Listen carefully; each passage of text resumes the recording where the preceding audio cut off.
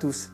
Alors j'espère que vous avez pu mesurer dans les 4 premiers chapitres de ce module toute l'importance de bien savoir utiliser cette extraordinaire petite glande qu'est la glande pinéale.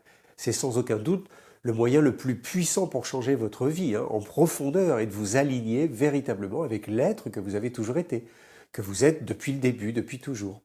Et vous l'avez peut-être remarqué, le contenu de ce module est complètement différent des 4 autres premiers modules. Il est, selon moi, la pierre angulaire de tout l'enseignement que je vous ai partagé ici dans cette première phase initiatique.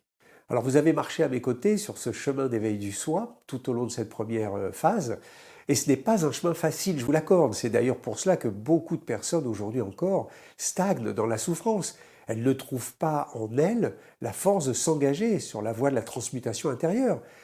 Aller vers la réalisation du soi demande beaucoup de courage et beaucoup de résilience. Et tout au long de ces 5 modules, vous avez découvert comment votre corps fonctionnait avec l'harmonie entre l'âme et la conscience de qui vous êtes, bien sûr. Vous avez réveillé la connaissance qui dormait en vous, cette connaissance qui a toujours été là et qui mérite d'être maintenant mise en pratique dans votre quotidien. Ça va changer votre vie. Mais comprenez bien une chose, ce chemin n'est pas terminé. Il commence à peine. Nous ne sommes en réalité qu'au début de la quête de l'éveil du soi. Alors pourquoi je peux vous affirmer cela? Parce que tout ce que je vous ai partagé dans cet enseignement est la base. C'est le socle de quelque chose de bien plus gigantesque à venir. Pour chacun de vous, cette connaissance va vous permettre d'appliquer avec justesse et précision dans votre réalité de tous les jours le concept de l'outil énergétique que j'utilise moi-même depuis 25 ans et qu'on va développer maintenant dans la deuxième phase. Beaucoup de personnes sont juste perdues aujourd'hui, elles n'ont pas besoin d'aller guérir une maladie, mais simplement de retrouver son chemin, le sens de sa vie, la quête de pourquoi nous sommes là. Le but n'est pas uniquement toujours la guérison du corps. Le corps, quand il tombe malade, c'est pour nous indiquer que nous sommes à côté de la plaque. Donc bien sûr, il faut aider à guérir ce corps, mais surtout retrouver le chemin. Et l'usage de cet outil énergétique participe en fait à la transmutation des êtres, à l'alignement des âmes en souffrance dans les corps et à l'alignement avec la source. Donc c'est fait pour tout le monde, c'est ça que je veux vous dire. Il facilite la libération des charges de vie en dissolvant, tel un alchimiste opératif dans son laboratoire. Entendez le mot, moitié labor, moitié oratoire, donc la terre et le ciel.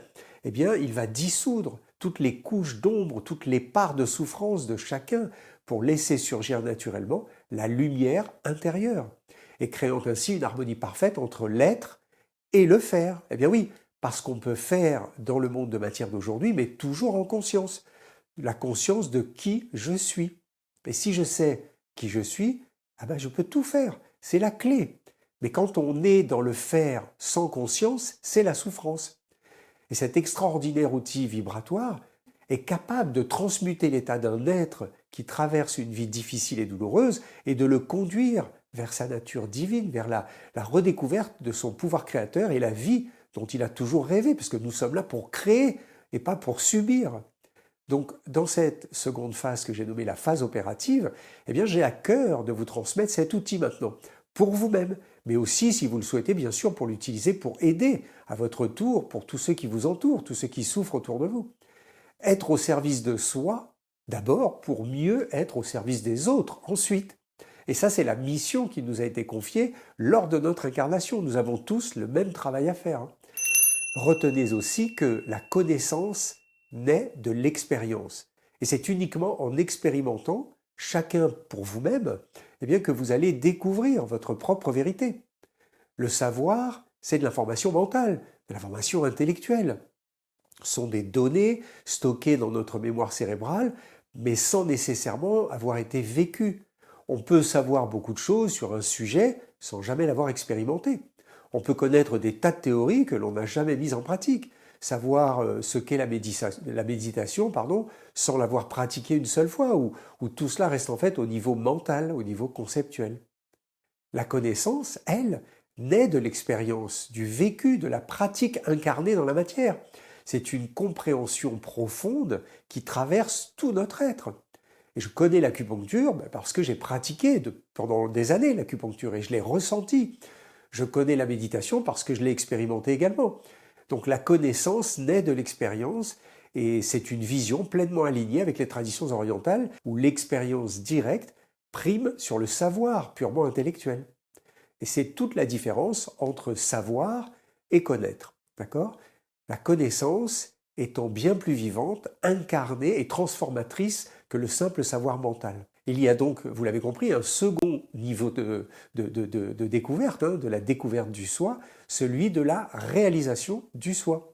C'est-à-dire mettre en pratique chaque jour dans votre quotidien ce que vous avez appris dans cette phase initiatique. Parce que maintenant que vous avez les bases, il faut les appliquer. La réalisation du soi ne peut se faire que dans la pratique et dans l'expérimentation. Écoutez encore le mot, expérience, expérience, expert, en dehors du Père, un, l'unité, en ce, en toi. En dehors du Père, tu trouveras l'unité en toi. En dehors de la source, on est censé retrouver l'alignement avec le soi. C'est ça le mot expérience, ce que ça veut dire en fait. Cette phase opérative que j'ai à cœur de vous partager prochainement est la suite complémentaire et naturelle de la phase initiatique. C'est là que vous allez véritablement apprendre l'utilisation de l'énergie.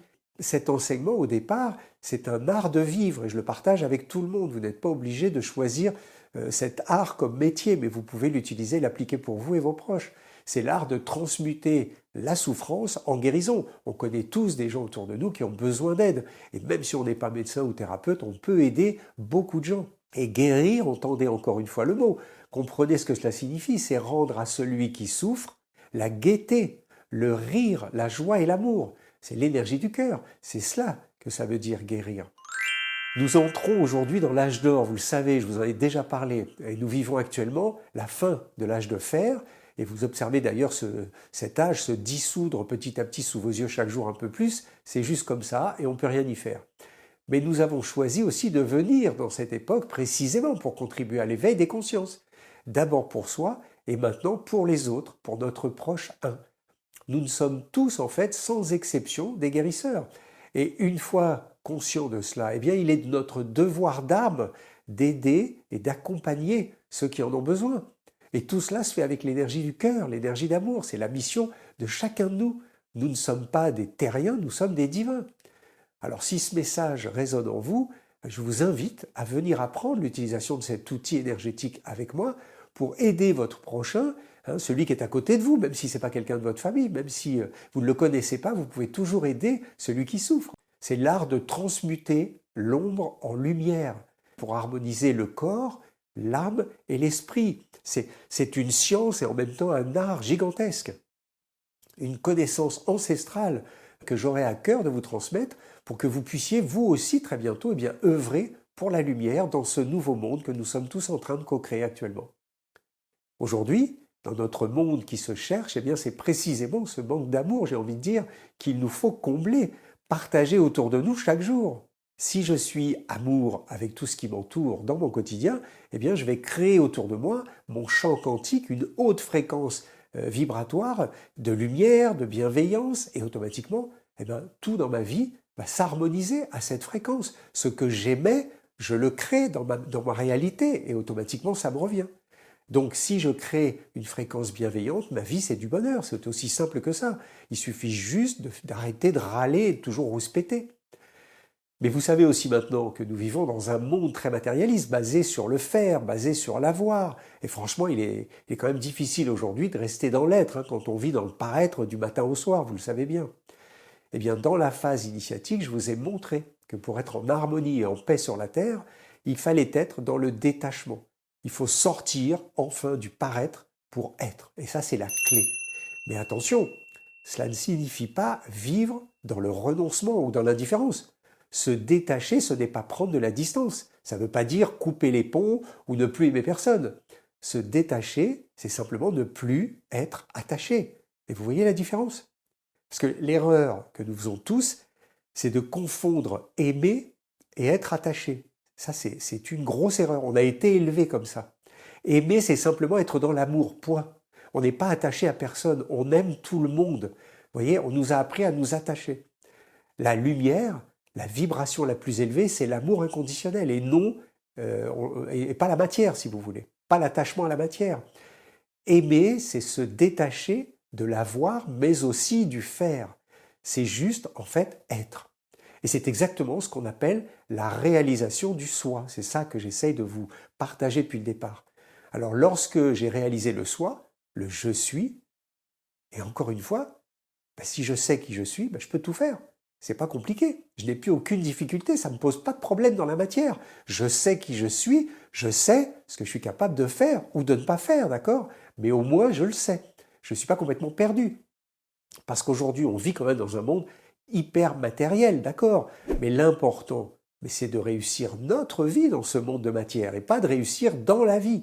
Et nous, on nous apprend à réussir dans la vie. Alors comprenez bien ceci, nous ne sommes pas sur Terre pour réussir dans la vie. Nous sommes incarnés sur Terre pour réussir notre vie. Et comment réussir sa vie? En incarnant ce qu'il y a de plus puissant déjà en nous, le divin. Nous sommes faits à l'image de Dieu, n'est-ce pas? En ancrant cet amour céleste dans le monde de matière. Dans la matière, on a un pied sur Terre, un pied dans le ciel. On ne doit pas avoir les deux pieds que sur Terre ou les deux pieds que dans le ciel. Notre travail, c'est d'alchimiser la matière en lumière. C'est pour ça que je vous dis que vous êtes tous des guérisseurs, nous sommes tous des alchimistes. C'est cela en fait, la réalisation de soi, la réalisation de soi, c'est vraiment amener cette lumière dans l'ombre, là où on en a besoin aujourd'hui. Être au service des autres, mais en ayant au préalable réalisé le soi. Vous comprenez? On nous a donné le programme inverse. Depuis l'enfance, on nous a fourvoyés. Occupe-toi des autres, pense aux autres, toi on verra plus tard, vous voyez? C'est faux, c'est exactement l'inverse de ce qu'il convient de faire. Il faut d'abord se réaliser soi-même pour pouvoir véritablement aider les autres. Et ça change toute la face du monde, croyez-moi.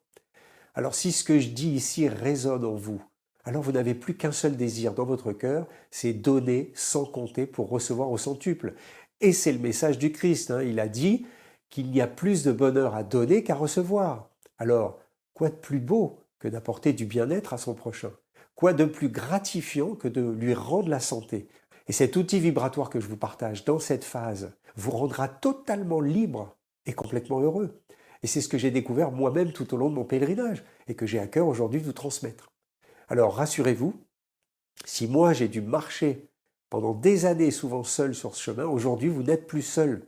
Voilà, parce que je vous accompagne pas à pas dans cette phase opérative qui va venir pour que vous aussi vous puissiez devenir un expert de cette thérapie énergétique vibratoire. C'est une thérapie quantique.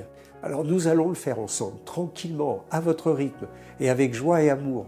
Et je suis là pour vous. Si vous le souhaitez, nous allons vivre cette aventure magnifique tous ensemble.